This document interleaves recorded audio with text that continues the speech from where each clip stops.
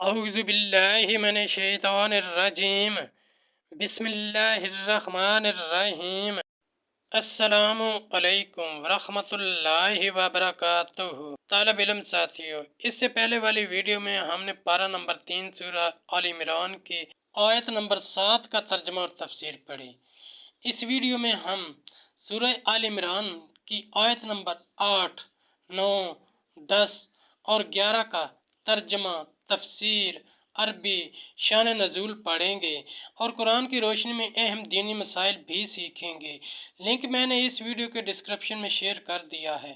فرمانے علی شان ہے کہ علم حاصل کرنا ہر مسلمان مرد عورت پر فرض ہے۔ اے اللہ ہمارے علم میں اضافہ فرما، آمین۔ سورہ آل عمران آیت نمبر 8۔ ربنا لا تزغ قلوبنا بعد إذ هديتنا وهب لنا من لدنك رحمة إنك أنت الوهاب۔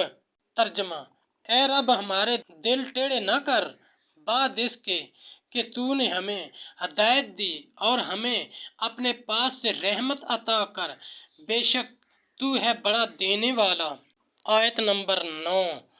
ربنا انک جامع الناس لیوم لا ریب فیہ ان اللہ لا یخلف المیعاد۔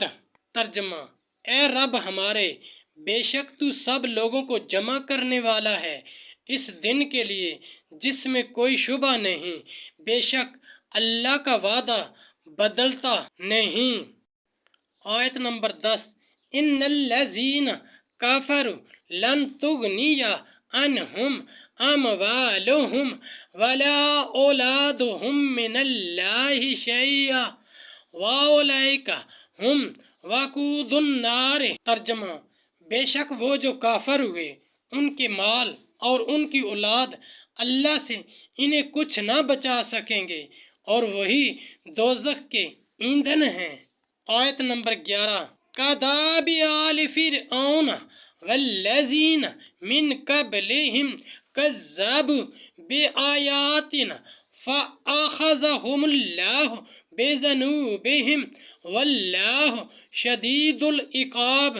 ترجمہ، جیسے فرعون والوں اور ان سے اگلوں کا طریقہ، انہوں نے ہماری آیتیں جھٹلائیں تو اللہ نے ان کے گناہوں پر ان کو پکڑا اور اللہ کا عذاب سخت۔ تفسیر، حساب یا جزا کے واسطے وہ روز قیامت ہے تو جس کے دل میں کجی ہو وہ ہلاک ہوگا اور جو تیرے منت و احسان سے ہدایت پائے وہ سعید ہوگا، نجات پائے گا۔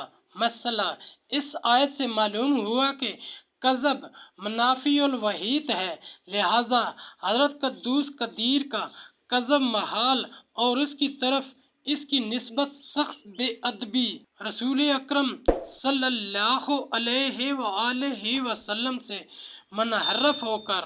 ساتھیو، ہم نے قرآنی تعلیمات کو دنیا کے کونے کونے میں پہنچانا ہے، اس لیے آپ بھی لائک کیجئے، شیئر کیجئے، اپنے دوستوں اور اپنی فیملی کو میرا چینل قرآن ود ایڈیپیڈیا سبسکرائب کرنے کی دعوت دیجئے اور گھنٹی بجانا نہ بھولنا تاکہ اگلی ویڈیو کا نوٹیفیکیشن آپ کو وقت پہ مل سکے۔ اللہ کریم ہم سب کی نیک اور جائز حاجات پوری فرمائے، آمین یا رب العالمین۔